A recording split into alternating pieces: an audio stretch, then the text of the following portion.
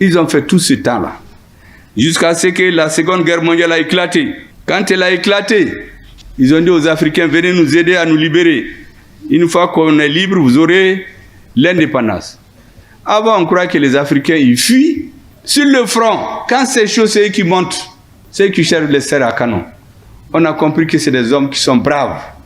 Quand la guerre est finie, les plus braves, on les a orientés quelque part pour les faire disparaître tous. Pour qu'ils n'aillent pas expliquer les choses à leur peuple. Les autres, que les gens connaissent, ça c'est des phénomènes qui ne sont pas les plus importants. En tout cas, dans l'histoire, il y en a beaucoup, mais au moins on les connaît pour montrer comment c'est important de connaître quelque chose. À Tcharoï, au Sénégal, les soldats ont demandé juste qu'on les mette dans leurs droits. On les a tués tous. Pourquoi ils revendiquent d'être dans les mêmes droits? Ça, c'est parce qu'on le sait. Mais ce qui arrive avec les autres, on ne le connaît pas. Qu'est-ce qu'ils ont fait? L'Union soviétique et les États-Unis ont dit aux puissances colonisatrices là, il faut décoloniser. Parce qu'eux aussi voulaient les affaiblir. Tous les autres sont partis. Les Français ont dit qu'ils ne partent pas. Ils ont commencé à louvoyer l'Union française, autonomie interne, et petiti et patata. Quand ils ont vu que rien ne marche, ils ont appelé un gouverneur colonial qui s'appelle Pierre Mesmer. On l'a désigné Premier ministre. Et on lui a dit, organise-nous la décolonisation.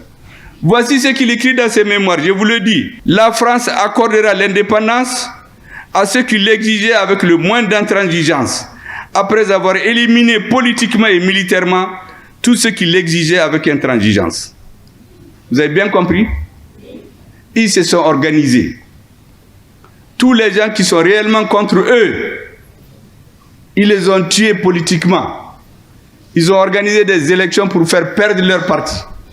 Là où leurs partis ont gagné, comme au Congo, comme au Cameroun, où il y a l'Union des populations du Cameroun. Pour qu'ils n'accèdent pas au pouvoir, ils ont organisé la guerre civile. Ils ont brûlé des villages. On a tué des femmes et des enfants. Les leaders politiques ont été empoisonnés, pourchassés et brûlés. En Algérie, on a tué les gens. Est-ce que vous savez qu'il y a des lieux où on a tellement tué de personnes, enterrées qu'on avait peur qu'une commission internationale vienne voir les cadavres. On a ouvert les cimetières pour créer un four crématoire, pour faire des cendres, qu'il n'y ait plus de traces.